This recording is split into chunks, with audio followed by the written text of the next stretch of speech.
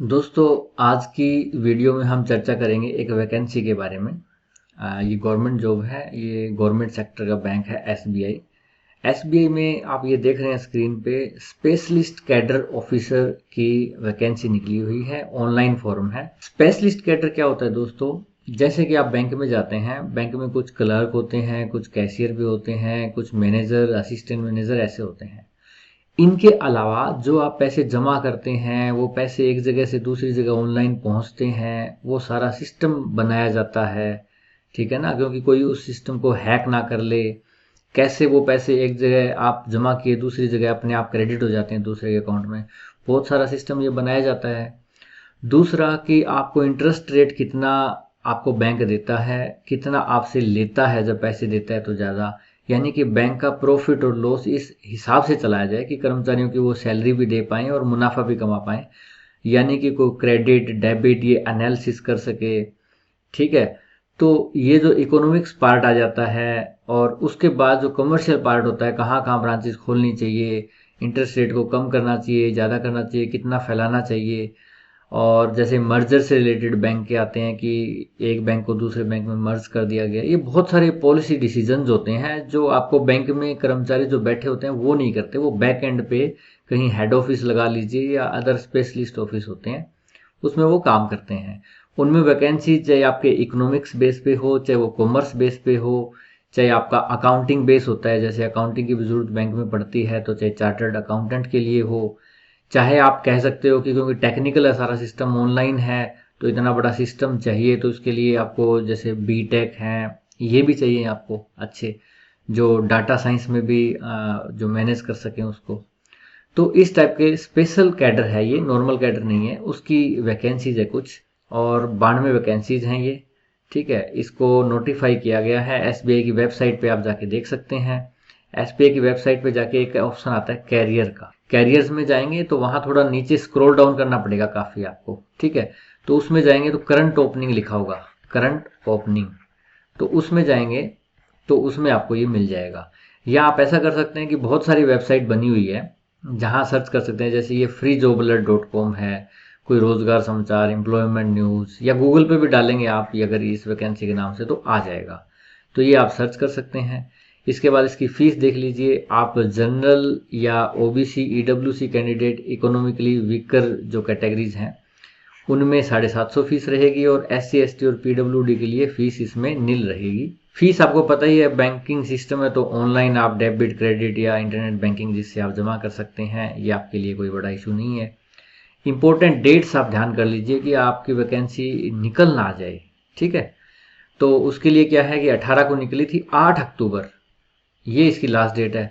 दोस्तों, बहुत सारे कैंडिडेट अप्लाई करते हैं या टेक्निकल इश्यूज भी होते हैं वेबसाइट्स में। तो एडवाइजेबल यही है कि आप मतलब वेल विद इन टाइम इसको कर लें। अगर सितंबर में ही कर लें बजाय कि लास्ट डेट का वेट किए हुए, तो अच्छा रहेगा।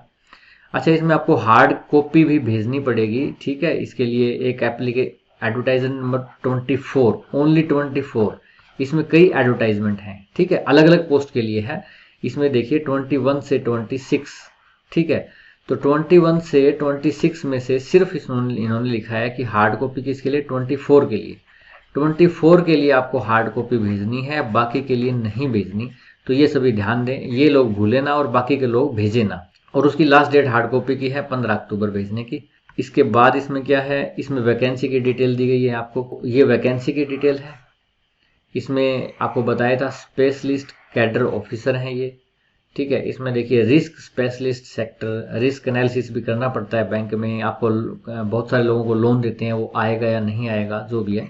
स्केल 3 बेस पे है 5 वैकेंसीज।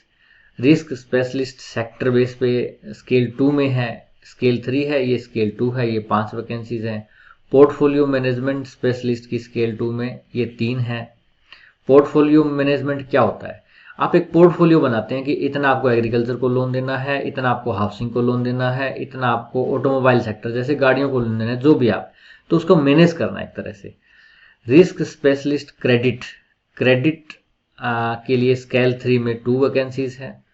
आगे रिस्क स्पेशलिस्ट क्रेडिट में स्केल 2 के लिए, ये 3 था, ये 2, उसके लिए 2 वैकेंसीज है। रिस्क स्पेशलिस्ट एंटरप्राइज, इसमें स्केल 2 के लिए 1 वैकेंसी है। और रिस्क स्पेशलिस्ट IND एज इसमें है स्केल 3 में 4 वैकेंसीज। ठीक है दोस्तों, एडवर्टाइजमेंट नंबर इसका 21 है। क्वालिफिकेशन क्या चाहिए आपको? चार्टर्ड अकाउंटेंट CA हो, जो मेरे भाई CA हो वो भर सकते हैं इसको, भाई या बहन जो भी। ये चार्टर्ड फाइनेंशियल एनालिस्ट, ठीक है, ये भी एक डिप्लोमा होता है, तो ये अगर किसी ने कर रखा है चार्टर्ड फाइनेंशियल एनालिस्ट तो वो भी ये भर सकते हैं। MBA वाले, post graduate diploma in management, ये MBA टाइप ही होता है, post graduate diploma in management, तो ये मैनेजमेंट वाले हैं वो भर सकते हैं।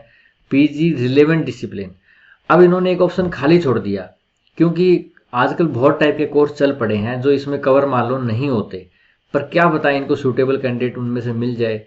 तो आपको लगता है कि आपको इन डिग्री से मिलता जुलता आपके पास डिप्लोमा है तो वो भी रिलेवेंट है अगर, तो आप कर सकते हैं। MSc स्टैटिस्टिक्स भी दे रखा है इन्होंने, ठीक है, विद रिलेवेंट एक्सपीरियंस भी दे रखा है। कुछ एक्सपीरियंस हो आपको प्राइवेट बैंक में या किसी भी इंस्टीट्यूट में भी आप काम करते हैं, कई बार बहुत सारे इंस्टीट्यूट हैं और फाइनेंस कंपनियां भी हैं जिसमें इस टाइप का एक्सपीरियंस होता है आपका, क्रेडिट का, पोर्टफोलियो मैनेजमेंट का, वो आप लगा के अप्लाई कर सकते हैं।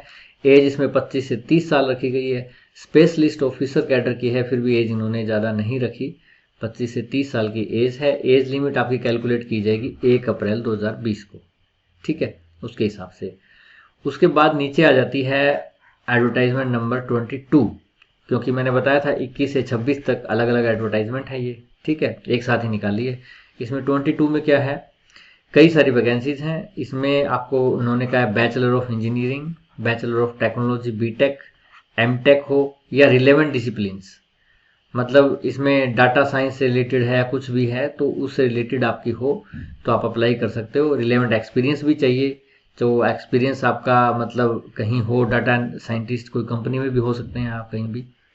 और एज रखी है इन्होंने 24 से 32 की। इसके लिए deputy manager data science, data scientist मतलब डाटा मैनेज करना पड़ेगा।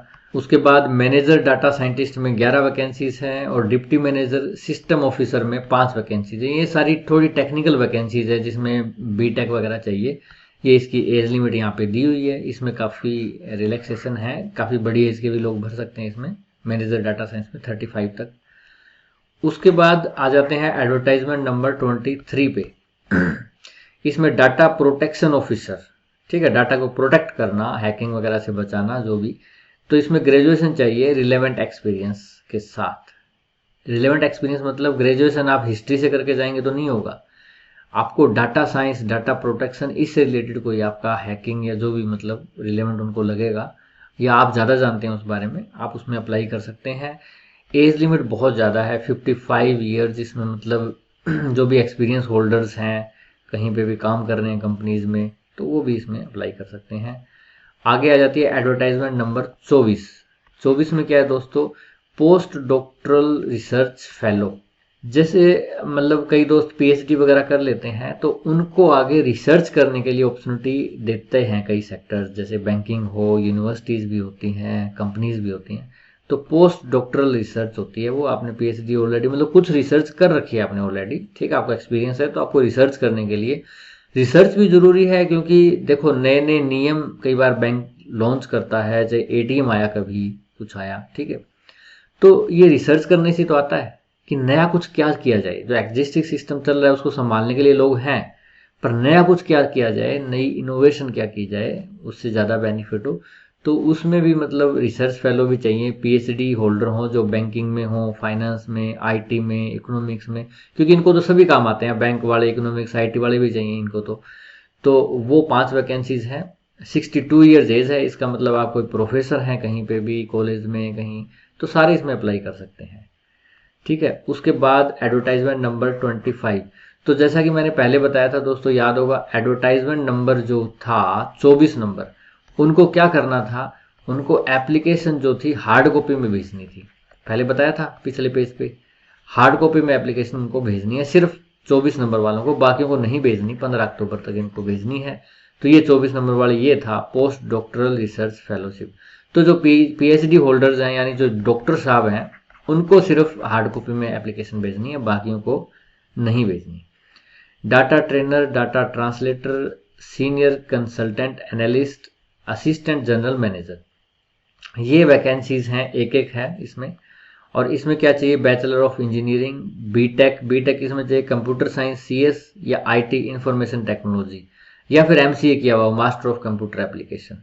तो इससे रिलेटेड आपका एक्सपीरियंस है डिग्री के साथ, और एज आपकी अलग अलग इसमें दी हुई है, 38, 40, 40 में काफ़ी एज है, ठीक है, फ्लेक्सिबल है, काफ़ी लोग इसमें अप्लाई कर सकते हैं। लास्ट एडवर्टाइजमेंट नंबर 26 में दोस्तों क्या दिया हुआ है आपको, डिप्टी मैनेजर सिक्योरिटी। सिक्योरिटी से मतलब आप दोस्तों ये मत समझ लेना कि जो सिक्योरिटी गार्ड लगे होते हैं बैंक में, ठीक है, उनके ऊपर आप प्रधान बना के बिठा दिए जाएंगे, उनको मैनेज करना नहीं, फिर आप अप्लाई मत कीजिएगा। क्योंकि क्वालिफिकेशन देखो क्या दी हुई है, BE, bachelor of engineering, bachelor of technology with relevant experience. तो इसका मतलब बी टेक थोड़ी चाहिए उन सिक्योरिटी गार्ड को मैनेज करने के लिए। इसका मतलब सिक्योरिटी का मतलब क्या है, डाटा सिक्योरिटी, आपका जो सिस्टम है उसकी सिक्योरिटी, ठीक है ना, कि वो सिक्योर चले, कोई हैक ना कर पाए, एकदम ब्रेक डाउन हो जाए सिस्टम, डाटा लॉस्ट हो जाए, किसी को पता ही ना हो किसके अकाउंट में क्या है।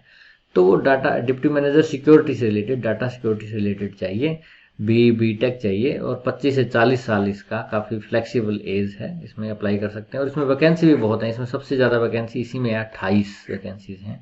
इसमें अप्लाई कीजिए मेरे दोस्त, जो बी टेक हैं वो काफ़ी हैं आजकल तो। और उसके बाद है मैनेजर रिटेल प्रोडक्ट्स में। रिटेल प्रोडक्ट्स कौन से होते हैं दोस्तों, जैसे आप credit card, debit card, loan है, ये सारे रिटेल प्रोडक्ट्स हैं जो आप बेचते हो, ठीक है ना, प्रोडक्ट ही तो है, बैंक के तो यही प्रोडक्ट होंगे। अब बैंक ऐसा तो है नहीं कि पेन और पेंसिल बेचेगा, बैंक के प्रोडक्ट यही होते हैं, तो ये रिटेल प्रोडक्ट्स हैं। मैनेजर आपको चाहिए 5, ग्रेजुएशन होना चाहिए रिलेवेंट डिसिप्लिन में। अब इन्होंने कुछ नहीं लिखा क्योंकि ये फ्लेक्सिबल है, आप मान लो बैंकिंग सेक्टर से हो तो ठीक है, चलेगा, ठीक है, आप मतलब एग्रीकल्चर इकोनॉमिक्स किया हुआ है आपने तो शायद हो सकता है वो भी उसको ले लें, तो आप ट्राई जरूर कीजिएगा। वैकेंसीज इसमें 25 से 35 ईयर्स वालों के लिए है, 5 वैकेंसीज, इनमें आप अप्लाई कर सकते हैं। और जो इंटरेस्टेड कैंडिडेट हैं उनको फुल नोटिफिकेशन ज़रूर पढ़ लेना चाहिए अप्लाई ऑनलाइन करने के लिए, ताकि उनको और भी इंस्ट्रक्शन मिल जाए। जैसे कि इसमें एडवर्टाइजमेंट नंबर 21, 22, 23, 24, 25, 26, ये 6 एडवर्टाइजमेंट हैं, ठीक है। इनका नोटिफिकेशन नीचे दिया हुआ है, यहाँ आप अप्लाई ऑनलाइन कर सकते हैं, यहाँ नोटिफिकेशन है, इसको आप पढ़ सकते हैं यहाँ से। और ये फ्री जॉब अलर्ट पे है, आप SBI की वेबसाइट पे जाओगे तो वहाँ भी होगा, ठीक है, कैरियर्स के ऑप्शन में। तो आप पढ़ के, और जिसको जो मेरे साथी बीटेक से हों, इकोनॉमिक्स से हों, अकाउंट स्टैटिस्टिक्स से हैं, तो वो अप्लाई कर सकते हैं इन वैकेंसीज में, ठीक है दोस्तों। तो ऐसी पढ़ाई से रिलेटेड वीडियो हम आगे भी लाते रहेंगे, ठीक है। आज के लिए इतना ही, धन्यवाद, जय हिंद।